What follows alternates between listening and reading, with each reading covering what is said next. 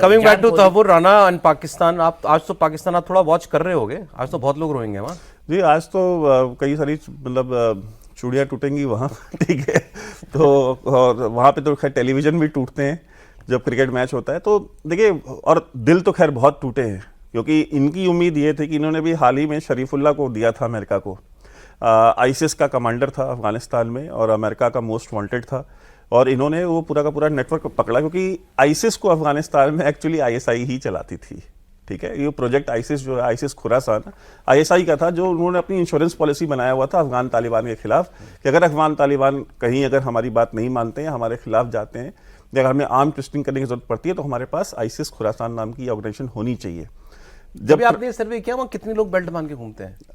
तकरीबन 20,000 है उनके पास, अफगान तालिबान के पास सुसाइड बॉम्बर्स 20,000।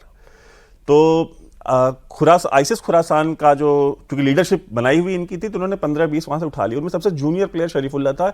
इन्होंने इस होप में उसको दिया था कि अगर हम इसको दे दें तो ये तहव्वुर राना को इंडिया को हैंड ओवर नहीं करेंगे। ठीक है, और उन्होंने ये तक नेगोशिएट किया कि अगर आपको और चाहिए तो हमारे पास 20 और रखे हैं इससे सीनियर, हम वो भी दे देंगे, लेकिन इसको दो मत।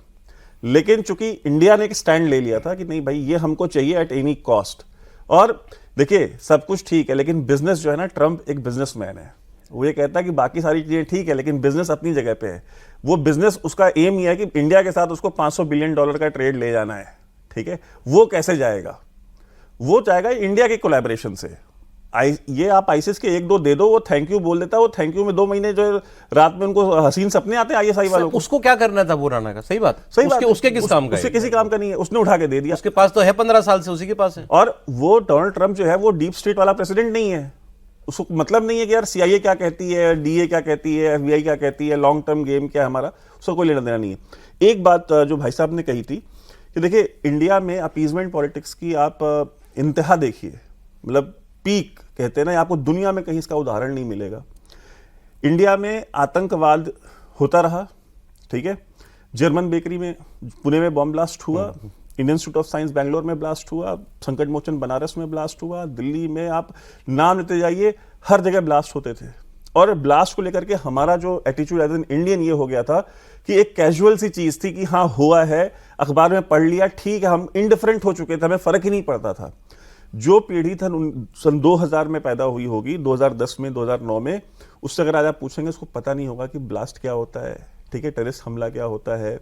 वरना हॉस्टेज बनाए जाते थे अक्षरधाम मंदिर में, यहाँ वहाँ। आप देखिए ना, मतलब वो दौर पूरा आप याद कीजिए। और धमाधम मस्त कलंदर था। कहाँ पे इंडिया में पॉलिटिकल पार्टीज, आपने कश्मीर की बात की, मैंने कश्मीर में बहुत साल गुजारे हैं। कश्मीर में पॉलिटिशियंस जो कि अंदर से प्रो इंडिया थे भी, वो ये बोलते थे कि जिस दिन हम बोल देंगे कि यार इंडिया या पाकिस्तान के खिलाफ बोला, अगले दिन हमको गोली मरवा देंगे। ये इंडिया के अंदर मेन लैंड की बात कर रहा हूँ, कश्मीर की बात नहीं कर रहा हूँ। यहाँ पे बहुत सारे ऐसे लीडर्स थे, आजमगढ़ में, मुंबई में, दिल्ली में, जिनको ये डर रहता था कि अगर हम इनके खिलाफ बोलेंगे कि हमको मरवा न दे। ये उनकी तूती बोलती थी ऐसे वालों की भारत देश में। 10 साल के अंदर अब क्या होता है? अब ये हो रहा है कि कश्मीर में बैठा हुआ इंसान भी तिरंगा, वहां तिरंगा यात्रा निकल रही है, लोग निकाल रहे हैं। और उसके बाद टूरिज्म हो रहा है, कहीं कोई दिक्कत नहीं हो रही। पाकिस्तान के अंदर ये पूरा रोल रिवर्स हो गया। वहां भी ये कि यार आज मुंह खोलेंगे तो कहीं मार न दिए जाएं, या कहीं हम पब्लिक में दिख गए तो कहीं ना मार दिए जाएं।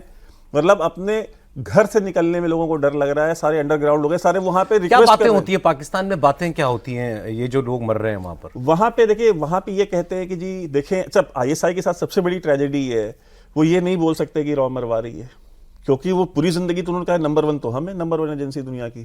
तो फिर सवाल उठेगा भाई, अगर रॉ आके यहां मरवा दे रही तो फिर हम नंबर 1 कैसे हैं? फिर तो नंबर 1 कोई और हो गया। तो वो ये कहते हैं जी अफगानों को यूज करके भारत वाले ये करा रहे हैं। ठीक है, तो सारे अफगान निकाल दो। सारे अफगान निकाल दिए, अब कौन मरवा रहा है? मर तो अभी भी रहे हैं, आज ही आपने बताया ना, आज ही मारा एक। अब कौन मार रहा है? पाकिस्तान की हालत यह है कि तो गुर्बत, गरीबी, आटों की लाइनों में मर रहे हैं इस समय। तो मैं कहता हूं, अगर सौरभ शर्मा ही 500 रुपए दे दे किसी को, जाकर उसको गोली मार दो तो मार देगा वो। आटों की लाइन में जो मर रहा है, जिसके पास पीने को पानी नहीं है, खाने को रोटी नहीं है, सर छुपाने को छत नहीं है, वो 500 रुपए के लिए किसी को क्यों नहीं मार देगा? उनके इतने आर्मी वाले मर रहे हैं, मैंने तो ये हालत तो कभी नहीं देखी पाकिस्तान की। वो तो टीटीपी और बीएलए वाले मार रहे हैं, लेकिन आप मर चुके हाल फिलहाल में भी शायद? अभी पिछले 1 महीने में 3000 के करीब कैजुअलिटीज हुई हैं। 3000 पाकिस्तान रेगुलर फौजियों की बात कर रहा हूं मैं। ठीक है, अब आप सोचिए कि कोई भी आर्मी दुनिया की इस तरह की कैजुअलिटीज कैसे फेस कर सकती है? आपकी पूरी कारगिल वॉर में, जहां आपने फुल फ्लेज वॉर लड़ी थी northern light infantry Pakistan army के खिलाफ, वहां पे आपकी इतनी कैजुअलिटी है, और वहां पे 1 महीने के अंदर सिर्फ ये जो फ्रीडम फाइटर्स हैं वहां पे, चाहे बलोच हों चाहे वो टीटीपी वाले हों, इन लोगों ने मार दिए। इन लोगों ने इतने मार दिए हैं।